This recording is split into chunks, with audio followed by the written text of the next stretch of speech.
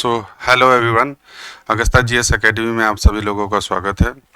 Agusta GS academy के माध्यम से मैं यहाँ पर जो आप लोगों का आंसर राइटिंग सेशन की जो क्लासेस मैंने अभी शुरू किया है, उस आंसर राइटिंग क्लास के माध्यम से अभी तक की क्लास में हमने कई सारे आयामों पर डिस्कस कराया है। जैसे हमने आंसर राइटिंग सेशन के दौरान हमने बताया कि इंट्रोडक्शन कैसे लिखा जाए, प्रश्न में इंट्रोडक्शन का क्या रोल है, इंट्रोडक्शन का किस प्रकार से हमें इंट्रोडक्शन लिखा जाना चाहिए, ये हमने आपको एक बात बताया था लास्ट वीडियो में। दूसरा वीडियो में हमने आपको कंक्लूजन के संदर्भ में बताया कि किसी भी प्रश्न में कंक्लूजन किस प्रकार से हो, कंक्लूजन का वर्ड क्या होना चाहिए, इन सारे चीज़ों पर हमने एक कंक्लूजन के बारे में। देन उसके पश्चात जो हमने आपको डिस्कस कराया था वो था मेन बॉडी, यानी प्रश्न के मुख्य भाग क्या होते हैं, मेन बॉडी क्या होता है। इन सारे चीज़ों पर हमने एक एक करके सीक्वेंस बाय सीक्वेंस जो है वो आप लोगों को यहाँ पर एक एक क्लास के माध्यम से हमने डिस्कस कराया था, ताकि आपके आंसर राइटिंग में काफ़ी इम्प्रूवमेंट हो। इसी इम्प्रूवमेंट को देखते हुए आज के सेशन के माध्यम से आंसर के डिमांड को समझने का हम प्रयास करेंगे कि आखिर ये क्वेश्चन का डिमांड किस प्रकार से उभर कर आता है। और ये डिमांड बेसिकली क्या होता है, वो प्रश्न के अंतिम में जो शब्द लगे होते हैं उसी के आधार पर जो है ये डिमांड को पूरा किया जाता है, और ऐसे शब्द को ही पुछलग्गू शब्द या टेलवर्ड्स कहा जाता है। तो आज के क्लास के माध्यम से हम उन तमाम टेलवर्ड्स के बारे में डिस्कस करेंगे जो आपके प्रश्न का एक आयाम को तय करता है, प्रश्न के डिमांड को तय करता है। और उन टेलवर्ड्स के माध्यम से हम कुछ एग्जाम्पल के माध्यम से, पीवाईक्यू के एग्जाम्पल के माध्यम से हम डिस्कस करेंगे कि ऐसे ऐसे टेलवर्ड्स में हमें किस प्रकार से अपना आंसर को लिखना पड़े। ये टेलवर्ड्स काफ़ी इंपॉर्टेंट होता है आपके आंसर के डिमांड को पूरा करने के लिए। जिस प्रकार का टेलवर्ड्स है, हमारा आंसर का अप्रोच भी उसी प्रकार से होना चाहिए। तो आंसर के अप्रोच को समझने के लिए सबसे पहला जरूरी है टेलवर्ड्स को समझना। और टेलवर्ड्स होता क्या है, इन सारे चीज़ों पर आज के क्लास में हम डिस्कस करेंगे। जैसे आज के क्लास के माध्यम से हम जिन जिन आयामों पर डिस्कस कराने जा रहे हैं वो है, सबसे पहले तो आप देख रहे होंगे कि टेलवर्ड्स होता क्या है। सबसे पहले तो हम ये टेलवर्ड्स देखेंगे कि टेलवर्ड्स है क्या, ये टेलवर्ड्स को किस प्रकार से हम इसको बांटेंगे, और टेलवर्ड्स के माध्यम से हम अपने डिमांड यानी क्वेश्चन के आंसर को लिखने का प्रयास करेंगे। तो इन सारे चीज़ों को आज के सेशन के माध्यम से हम इसे डिस्कस कराने का प्रयास करेंगे। जैसा कि आप स्लाइड में आप देख रहे होंगे कि ये हमने कुछ टेलवर्ड्स के बारे में यहाँ पर कुछ मेंशन किया है। ये जितने भी टेलवर्ड्स है वो सारे टेलवर्ड्स को हम कुछ कैटेगरी में हमने यहाँ पर बांटा है, और ये कैटेगरी जो है वो क्वेश्चन को इजी से टफ की ओर ले जाता है। यानी कि ये जो कैटेगरी 1 है, ये कैटेगरी 1 में जितने भी ये टेलवर्ड्स आप देख रहे होंगे, व्याख्या करे, विस्तार करे, प्रकाश डाले, पुष्टि करे, वर्णन करे, इस टेलवर्ड्स का डिमांड एक अलग होता है। कैटेगरी 2 में जो हमने ये टेलवर्ड्स लिखा है, जैसे परीक्षण करे, विश्लेषण करे, चर्चा करे, आलोचनात्मक चर्चा करे, परीक्षण करे, आलोचनात्मक परीक्षण करे, आलोचनात्मक परीक्षण करे, ऐसे तमाम टेलवर्ड्स जो है वो समालोचना, समीक्षा, ऐसे तमाम टेलवर्ड्स जो है वो आपके प्रश्न में लगा रहता है। उसी प्रकार से टेलवर्ड्स का एक और कैटेगरी हमने बांटा है, और ये कैटेगरी है टिप्पणी करे, विचार दे, और क्या आप सहमत हैं।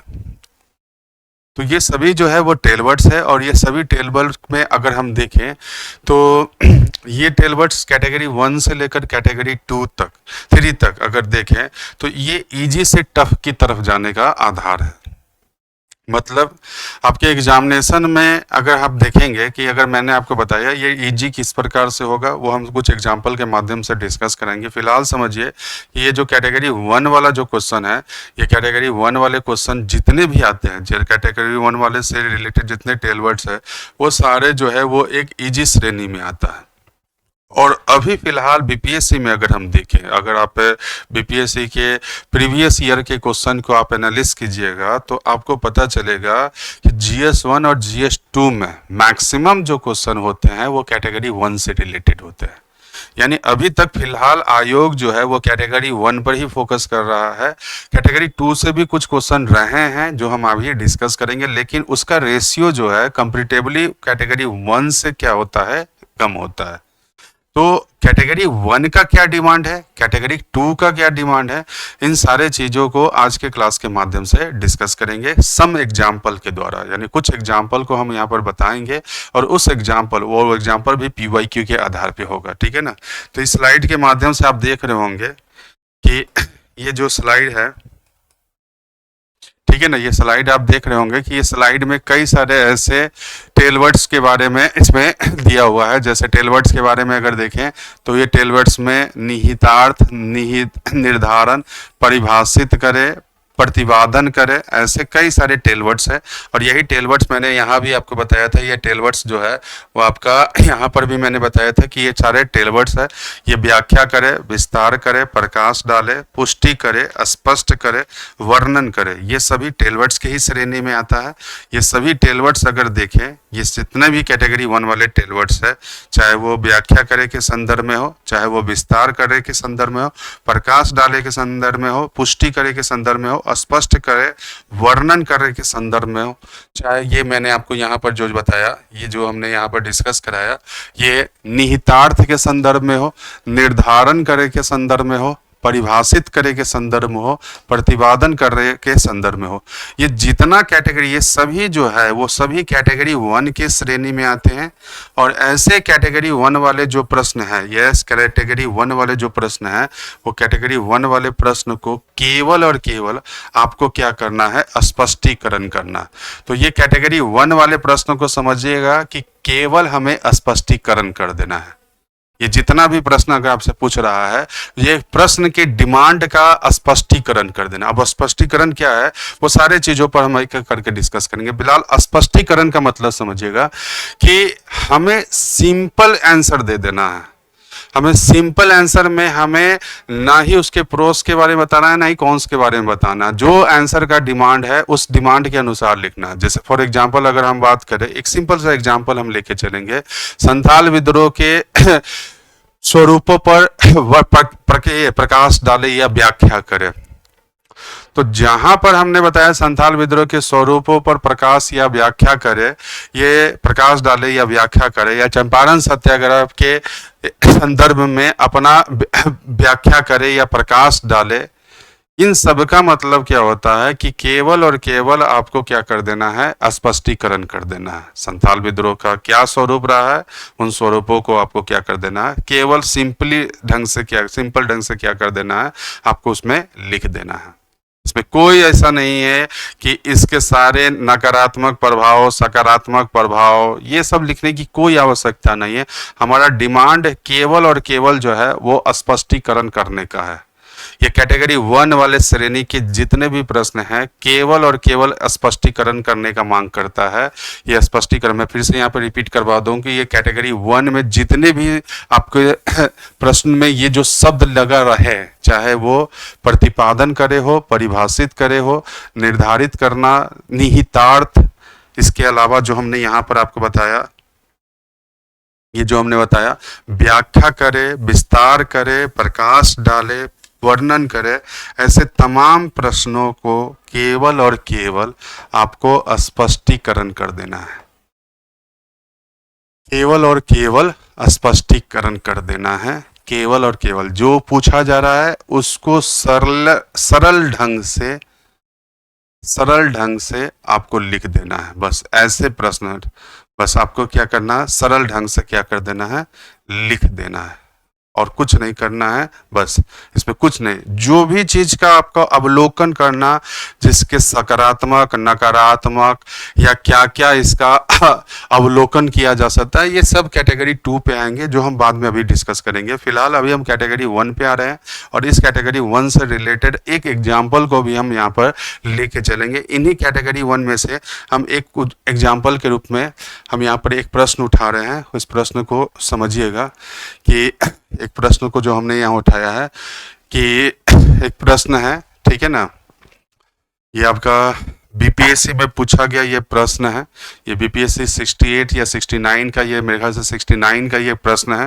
ये 69 बीपीएससी में ये आपसे लॉन्ग क्वेश्चन पूछा गया है, और 38 नंबर के मार्क्स का ये क्वेश्चन है। अब इस क्वेश्चन में अगर हम देखें तो हमें उन टेल वर्ड्स जो अभी हमने बताया था उसमें अगर हम देखें तो इसमें टेल वर्ड्स के बारे में अगर देखें तो इस क्वेश्चन का दो पार्ट बन रहा है, एक 1+1, ये पहले तो आपको ध्यान में रखना होगा कि एक अलग पार्ट है और दूसरा एक अलग पार्ट है। जैसे फर्स्ट पार्ट अगर देखें तो ये ध्यान रखिएगा, ठीक है।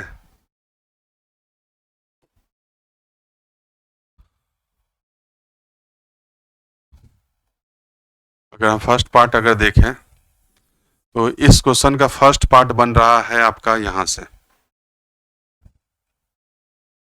ये भारतीय राष्ट्रीय कांग्रेस की स्थापना के लिए उत्तरदायी कारकों का उल्लेख करें, उल्लेख करें, ये आपका फर्स्ट है। यानी कि ये उल्लेख करे जो हमने बताया, उल्लेख करे, व्याख्या करे, प्रकाश डाले, विस्तार करे, प्रतिपादन करे, ये सभी जो है वो कैटेगरी 1 वाले प्रश्न आ जाते हैं। और हमने बताया कि कैटेगरी 1 वाले प्रश्न को केवल और केवल क्या कर देना है, स्पष्टीकरण कर देना है। तो ऐसे में अगर देखें तो यहां तक का जो डिमांड है, इस डिमांड को हमें केवल और केवल स्पष्टीकरण कर देना है। सबसे पहले तो यही समझिए कि ये स्पष्टीकरण का डिमांड कर रहा है कि ये चीजों को लेकर।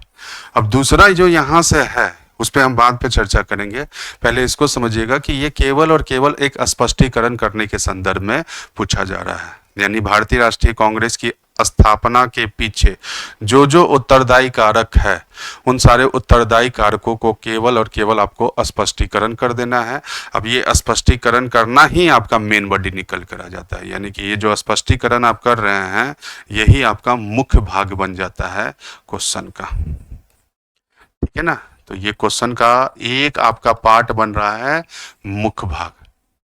जब आपकी क्लासेस शुरू होगी तो उन क्लासेस में हम उन सारे चीज़ों पर डिस्कस करेंगे कि कांग्रेस की स्थापना के पीछे मुख्य भाग, मुख्य कारक क्या क्या रहा है। उन सारे चीज़ों पर आने वाले क्लासेस के माध्यम से हम आपको डिस्कस करेंगे। फिलहाल यहाँ पर हम थोड़ा भी इस क्वेश्चन को अगर हम लेके चले हैं तो हम इसका एक फ्रेमिंग आपको करा देते हैं कि आखिर कांग्रेस की स्थापना के पीछे क्या क्या उत्तरदायी कारक है। ये ध्यान रखिएगा, ये प्रश्न का हम अभी 50% ही डिस्कस करवा रहे हैं। ये चीज़ों को लेकर 50% तब आएंगे जब हम कैटेगरी 2 वाले पर डिस्कस करेंगे, ठीक है ना। फिलहाल हमें ये प्रश्न का आधा भाग को ही लेकर चलना है कि भारतीय राष्ट्रीय कांग्रेस की स्थापना के लिए उत्तरदायी कारकों का उल्लेख करें। अब जैसा ही एक प्रश्न बना, अभी प्रश्न का जो डिमांड है वो डिमांड जो हमने बताया कि ये क्वेश्चन 50% ये पूछ रहा है, 50% डिमांड जो है वो हमें इस प्रश्न पे, इस पार्ट पे देना है कि मैं शॉर्ट में लिख रहा हूँ, कांग्रेस की स्थापना के पीछे, मैं उस क्वेश्चन का जो फॉर्म में फ्रेमिंग है, कांग्रेस की स्थापना के पीछे उत्तरदायी कारकों पर उत्तरदायी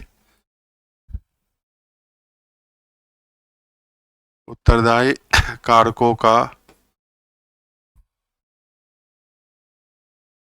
उल्लेख करें। यही आपका 50% पार्ट है। और ये जैसा ही ये 50% अगर हम पार्ट बताए हैं, इस 50% पार्ट के माध्यम से जो है वो हम यहाँ पर अगर आते हैं तो यहाँ पर अब ये निकल कर आता है कि आखिर इसकी स्थापना के पीछे उत्तरदायी कारक क्या है। अब इसमें अगर हम देखें तो इस क्वेश्चन में तो एक आपको परिचय बनाना होगा। इस क्वेश्चन के पीछे एक तो आपका बॉडी स्ट्रक्चर का एक पार्ट बनेगा परिचय, और आप परिचय के रूप में आप बोल सकते हैं, इसको मैं वर्बली अगर बोलूं तो मैं बोल सकता हूं कि 1885 में कांग्रेस की स्थापना एक, या ऐसे बोल सकते हैं कि अखिल भारतीय राष्ट्रवाद की भावना को प्रसारित करने के लिए 1885 में कांग्रेस जैसी मंचों की स्थापना हुई। ये मंच जो है वो राष्ट्रवादियों की एक उपलब्धि को दर्शाता है और इस मंच के माध्यम से राष्ट्रीय आह्वान करने का प्रयास किया गया अलग अलग चरणों में। एक परिचय के माध्यम से हमने आपको बताया। इसका परिचय और भी बता सकते हैं कि अखिल भारतीय राष्ट्रवाद को ये आप बता सकते हैं, राष्ट्रवादी भावना को एक अखिल भारतीय मंच प्रदान करने का जो अवसर प्राप्त हुआ वो 1885 में कांग्रेस की स्थापना के रूप में हम देख सकते हैं। ये कांग्रेस की स्थापना एक अखिल भारतीय मंच के रूप में उभरा, जिसके माध्यम से ब्रिटिश नीतियों का पूर्ण तौर पर विरोध किया गया। या परिचय का आप माध्यम ऐसे भी बना सकते हैं, आप परिचय एक से भी बना सकते हैं। 1885 में आप ऐसे भी बता सकते हैं कि 1885 में एक आईसीएस अधिकारी एओ ह्यूम के द्वारा भारतीयों के लिए एक अखिल भारतीय मंच प्रदान किया, जिसे हम अखिल भारतीय या जिसे हम भारतीय राष्ट्रीय कांग्रेस के रूप में देख सकते हैं, जिसके माध्यम से राष्ट्रवाद की भावना को आने वाले समय में प्रोत्साहित किया गया। आप इस माध्यम से भी परिचय बना सकते हैं। तो कहने का हमें परिचय का कई सारे आयाम होता है, वो आप अपने हिसाब से ही परिचय बना सकते हैं, लेकिन मेन बॉडी जो है वो मेन बॉडी ही आपका निकल कर आता है। ये अब इस मेन बॉडी में जो क्वेश्चन पूछ रहा है वो इसका क्वेश्चन का आधार आपका ध्यान से समझिएगा कि ये क्वेश्चन का जो आधार निकल कर आ रहा है वो क्वेश्चन का आधार निकल कर आ रहा है कि स्थापना के उत्तरदायी कारक। एक पार्ट स्थापना के उत्तरदायी कारक, ये आपका एक पार्ट बन रहा है उत्तरदायी कारक। और इसके उत्तरदायी कारक में अगर देखें, यानी कांग्रेस की स्थापना के पीछे उत्तरदायी कारक अगर देखें तो कई सारे उत्तरदायी कारक निकल कर आता है। जैसे भारत में अगर देखें तो औपनिवेशिक नीतियों से असंतुष्टि। तो आप तो एक बात बता सकते हैं कि ये औपनिवेशिक नीतियां जो है वो भारतीय असंतुष्टि को जागृत कर रही थी, और इसी औपनिवेशिक नीतियों के परिणाम स्वरूप कांग्रेस जैसी मंच की स्थापना हुई। अब इस औपनिवेशिक नीतियों के तहत आप बता सकते हैं जैसे अकाल की निरंतरता, बेरोजगारी,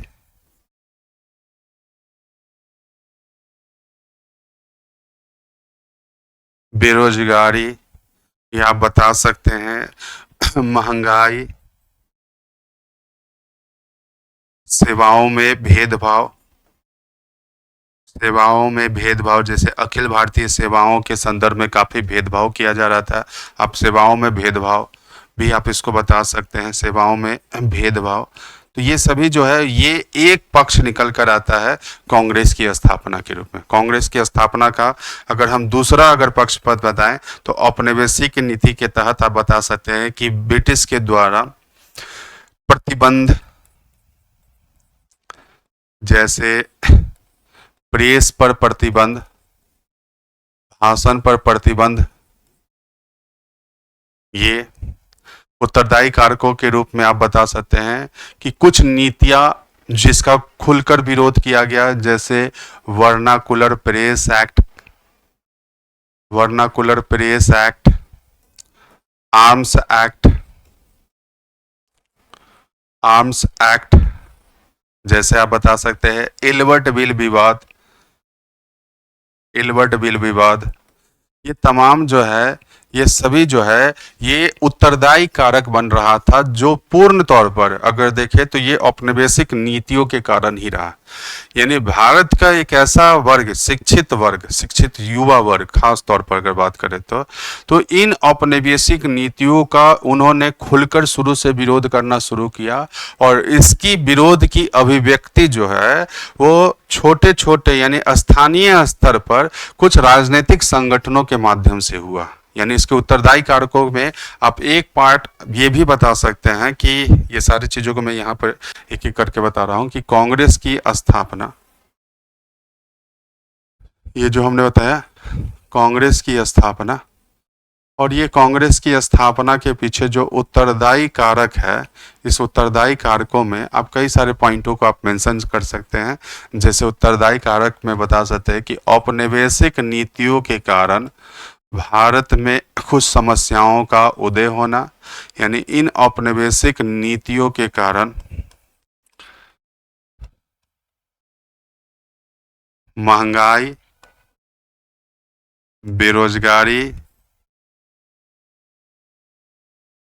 बेरोजगारी जैसी समस्या जो खास तौर पर शिक्षित लोगों को प्रभावित कर रहा था।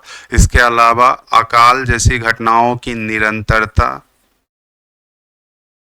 प्लेग जैसी घटनाओं की निरंतरता, ये आगे बताएंगे कि ये दोनों पॉइंट जो है वो मुख्य रूप से आप देखिएगा उग्रवादी उद्भव का भी आधार निकल कर आता है। तो ऐसे औपनिवेशिक नीति का आधार बना।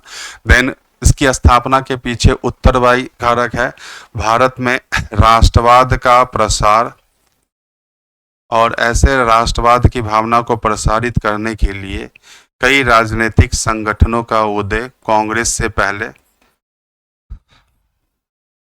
राजनीतिक संगठनों का उदय और इन संगठनों के द्वारा कुछ मांगों को उठाया जाना।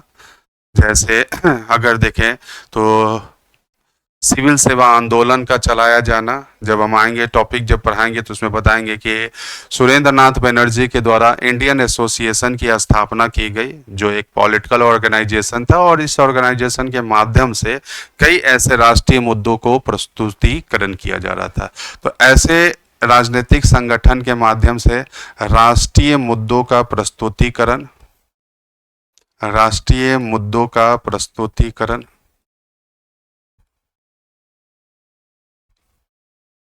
राष्ट्रीय मुद्दों का प्रस्तुतिकरण, इस राष्ट्रीय मुद्दों के प्रस्तुतिकरण के लिए ये संगठन ही भविष्य में एक अखिल भारतीय मंच के रूप में उभरने का प्रयास, अखिल भारतीय मंच के रूप में उभरने का प्रयास, अखिल भारतीय मंच के रूप में उभरने का प्रयास जो कांग्रेस के रूप में रहा। इसके अलावा इसकी स्थापना के पीछे कुछ असंतुष्टि, जैसे इसकी स्थापना के पीछे अगर बात करें तो भारत में लीटन के समय में वर्नाकुलर प्रेस एक्ट का लाया जाना, ये एक राष्ट्रीय असंतुष्टि को बढ़ा रहा था। इसकी स्थापना के पीछे आर्म्स एक्ट लीटन के समय में लाया जाना, ये इसकी एक असंतुष्टि को दर्शाता था। स्थापना के पीछे एक कारण इलवर्ट बिल विवाद, इलवर्ट बिल विवाद, और ये सभी घटना दिखेगा इलवर्ट विवाद, ये सभी घटना जो है ये सब 1885 के आसपास की ही घटना रहा है। तकरीबन 1885-75 से लेकर 1885, यानी कि इस वर्ष में, यानी लीटन जैसे काल में इस असंतुष्टि को और तीव्र किया, और परिणामतः जो है वो ऐसे राष्ट्रवादियों ने मुख्य रूप से एक अखिल भारतीय मंच प्रदान किया, और यही मंच जो है ये कांग्रेस की स्थापना के रूप में जाना गया। तो ये कांग्रेस की स्थापना के पीछे जो उत्तरदायी कारक जो प्रश्न पूछा गया था, ये हमने आपको यहाँ पर डिस्कस कराया कि ये स्पष्टीकरण आपको कर देना है। तो भारतीय राष्ट्रीय कांग्रेस की स्थापना के लिए जो उत्तरदायी कारक है, वो उत्तरदायी कारक को हमने इस स्लाइड के माध्यम से हमने आपको बताया कि ये कांग्रेस की स्थापना के पीछे उत्तरदायी कारक, ये सभी उत्तरदायी कारक है। तो हमें हमारे आंसर में ऐसे उत्तरदायी कारकों का स्पष्टीकरण कर देना है। अब इसके स्पष्टीकरण करने के साथ साथ हमें कुछ चर्चा भी करना हो। ध्यान रखिएगा ये सारे प्रश्न जो है वह 400 से 500 के वर्डों में ही आ जाना चाहिए, इसलिए ऐसा कोई जरूरी नहीं है कि ये सारे पॉइंट को ही आप लिख सकते हैं। आप कुछ पॉइंट को ही आप लेके भी चलेंगे तो भी होंगे, क्योंकि ये क्वेश्चन का भी 25% ही पार्ट निकल कर आया है। रेस्ट पॉइंट तो अभी हम डिस्कस ही नहीं किए हैं जो इस पे आएंगे, यानी कि ये केवल स्पष्टीकरण का है। जिसके बाद दूसरा अगर देखें तो प्रारंभिक राष्ट्रवादियों के प्रति ब्रिटिश नीतियों की चर्चा करें। अब ब्रिटिश नीतियों की चर्चा करने के संदर्भ में बात कर रहा है। अब इसको जानने के लिए एक हमें सबसे पहले जो हमें डिस्कस करना होगा, जैसे हम इस क्वेश्चन को अगर हम पूरा किए कि कांग्रेस की स्थापना के पीछे उत्तरदायी कारक क्या रहा, तो ये उत्तरदायी कारक को बताते हुए हम इसको बताएंगे कि 1885 में कांग्रेस की स्थापना हुई, और 1885 से 1905 तक इस मंच का संचालन उदारवादियों के द्वारा, और उदारवादियों के द्वारा कई ऐसे कार्य किए गए जो एक तरह से भारतीय हितों के संदर्भ में निकल कर आता है। चाहे वो सिविल सेवा बिल को पारित कराना, सिविल सेवा बिल को पारित कराना 1894 में, जिसके तहत भारत और इंग्लैंड दोनों जगह सिविल सेवा परीक्षा का आयोजन हुआ। जैसे इंडियन काउंसिल एक्ट है, इंडियन काउंसिल एक्ट है 1892 का पारित कराना, ये सभी जो है ये आपका आधार निकल कर आता है, ठीक है ना। तो ये आप जब देखिएगा तो मुख्य रूप से कि ये एक इनकी उपलब्धि को दर्शाता है। तो ये सभी उपलब्धि जो है ये बाद में इनके लिए एक समस्या उत्पन्न करता है ब्रिटिश के लिए, और इसी समस्या के कारण जो है वो ब्रिटिश ने राष्ट्रवादियों के प्रति जो नीति अपनाई उसके बारे में अब हमें चर्चा करना है। अब ये जो पार्ट निकल कर आ रहा है चर्चा कीजिए, ये आपका कैटेगरी 2 का आंसर निकल कर आता है। अब ये कैटेगरी 2 में जो हमने आपको बताया कि ये कैटेगरी 2 में जो हमने यहाँ पर बताया, अब यहाँ पर सिर्फ अभी स्पष्टीकरण हमने किया कांग्रेस की स्थापना को लेकर। कांग्रेस की स्थापना को करने के बाद कांग्रेस के मंच से जो जो कार्य किए गए, जो जो उनकी उपलब्धि रहा, चाहे 1885 से 1905 तक उदारवादी का, इसे हमें थोड़ा शॉर्ट में बताना होगा कि कांग्रेस की स्थापना के पश्चात उदारवादियों के द्वारा कुछ ऐसे कार्य किए गए जो भारतीय हितों के संदर्भ में निकल कर आता है, जैसे इंडियन काउंसिल एक्ट के माध्यम से भारतीय विधान परिषद में सुधार लाने का प्रयास, बेलवी आयोग का गठन कराकर धन निर्गमन से संबंधित प्रश्न पूछने का प्रयास, सिविल सेवा बिल पारित कराकर भारतीयों को अवसर प्रदान करने का प्रयास, जिसके तहत भारत और इंग्लैंड दोनों जगह सिविल सेवा परीक्षा का आयोजन। अब इसके बाद हमें दूसरा बताना है कि चर्चा कीजिए जो क्वेश्चन पूछ रहा है। तो ये आपका चर्चा कीजिए वाला जो प्रश्न है ये आपका कैटेगरी, हाँ मैं एक बार फिर से आपको अनाउंस कर देता हूँ कि 8 तारीख से जो है वो आप लोगों का बैच स्टार्ट हो रहा है, प्रज्ञान बैच। ये पूरा मेंस ओरिएंटेड बैच है। ये बैच जो है फुल्ली मेंस ओरिएंटेड बैच आपका शुरू हो रहा है। ये मेंस ओरिएंटेड जैसा मेंस ओरिएंटेड बैच है। मेंस ओरिएंटेड बैच के हिसाब से अगर देखें तो इसमें बीपीएससी के सिलेबस को कवर कराते हुए आंसर राइटिंग प्रोग्राम पर शुरू किया जाएगा। इस बैच का इनरोलमेंट अभी शुरू हो चुका है, बहुत सारे लोग जो है वो इसका इनरोल करा चुके हैं। आप लोग गूगल प्ले स्टोर में जाकर अगस्ता जीएस एकेडमी को का ऐप या ओएस में जाकर अगस्ता जीएस एकेडमी का ऐप को डाउनलोड करके इसे कोर्स को आप परचेज कर सकते हैं। ये कोर्स जो है वो आपका प्रज्ञान बैच के नाम से स्टार्ट हुआ है, जिसके तहत जीएस 1 और जीएस 2 दोनों इसका कवर कराया जाएगा। और इस टॉपिक इस बैच के माध्यम से जो फैसिलिटीज आप लोगों को मिल रहा है, तो इसमें तो सभी एक्सपर्ट फैकल्टीज अपने अपने सब्जेक्ट के ही रहे हैं। साथ ही साथ इसमें इस बैच के माध्यम से आप लोगों का जो है वो मेंटोरशिप प्रोग्राम जो है वो आप लोगों का शुरू हुआ है। और ऐसे मेंटोरशिप प्रोग्राम में सेलेक्टेड लोगों के द्वारा जो है वो आप लोगों का 1-to-1 जो है वो आप लोगों का मेंटोर किया जाएगा, जिसके तहत आपके तैयारी के दौरान जो जो समस्या है उन सारी समस्याओं को दूर करने का प्रयास किया जाएगा। तो जल्द से जल्द जो है वो इस बैच को आप लोग परचेज कर लीजिए। 8 अक्टूबर से ये बैच शुरू होने जा रहा है। 299 इसका फ़ी है। अगर देखें तो इस बैच में कई सारे फैसिलिटी है, जिसमें कवर तो सब्जेक्ट ये सिलेबस का कराया जाएगा, साथ ही साथ आंसर राइटिंग प्रोग्राम पर फोकस किया जाएगा। क्लासेज जो है आपका conceptual based classes, flow chart diagram based classes रहेंगे, पीवाईक्यू बेस्ड क्लासेस रहेंगे। जितने भी प्रीवियस ईयर का क्वेश्चन है उन सारे क्वेश्चनों का आप लोगों का यहाँ पर आंसर फॉर्मेटिंग कराया जाएगा। तो जल्द से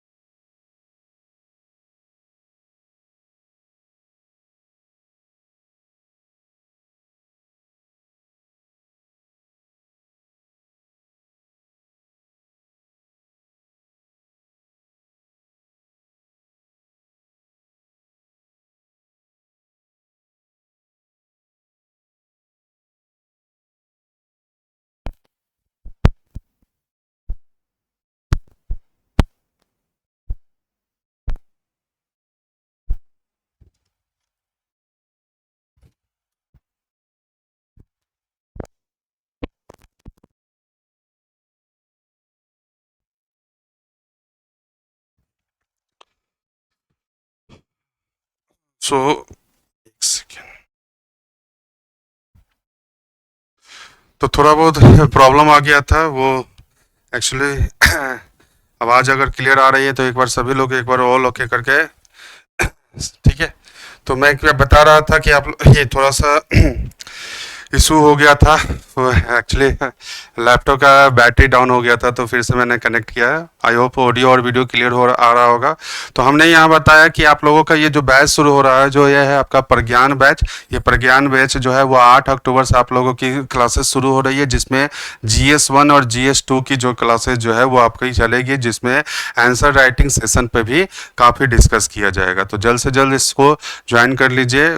गूगल प्ले स्टोर पे जाकर अगस्ता GS एकेडमी का डाउनलोड कर ऐप डाउनलोड कर आप इनरोल कर इस बैच को परचेज कर सकते हैं। इसके अलावा कुछ सेपरेट बैच भी लाया जा रहा है, जैसे साइंस एंड टेक्नोलॉजी का आपका यहाँ पर क्लासेस शुरू होगी विकास सर के द्वारा। जिन लोग साइंस एंड टेक्नोलॉजी सेवर पढ़ना चाह रहे हैं तो वो भी इसको इनरोल कर सकते हैं। इसके अलावा केवल अगर हिस्ट्री और करंट अफेयर का अगर आप क्लास परचेज करना चाह रहे हैं तो वो 899 में भी इस क्लास को परचेज कर सकते हैं। तो ये सारा इन्फॉर्मेशन अगस्ता GS एकेडमी के ऐप पर आपको दिया हुआ है, जल्द से जल्द जाकर इसको इनरोल कर लीजिएगा। फिलहाल मैं यहाँ पर जो अभी डिस्कस करने जा रहा था वो था आपका मुख्य रूप से ये हमने बताया कि क्वेश्चन का एक पार्ट जो होता है वो हमने आपको ये बताया कि ऐसे प्रश्न में अगर लगा रहे तो उसको केवल और केवल स्पष्टीकरण कर देना है। जैसे हमने कांग्रेस के स्थापना के उत्तरदायी कारकों पर बताया कि उत्तरदायी कारकों के उल्लेख अगर पूछ रहा है तो उसमें केवल और केवल स्पष्टीकरण कर देना है। साथ ही साथ इसमें अगर हम दूसरा अगर देखें तो इस प्रश्न में दूसरा जो है, इसमें अगर देखें तो ये कैटेगरी 2 वाले आते हैं, और ये कैटेगरी 2 में जो टेलवर्ड्स होते हैं वो कंपैरेटिवली कैटेगरी 1 से रिलेटेड जो है वो थोड़ा बहुत टफ होता है।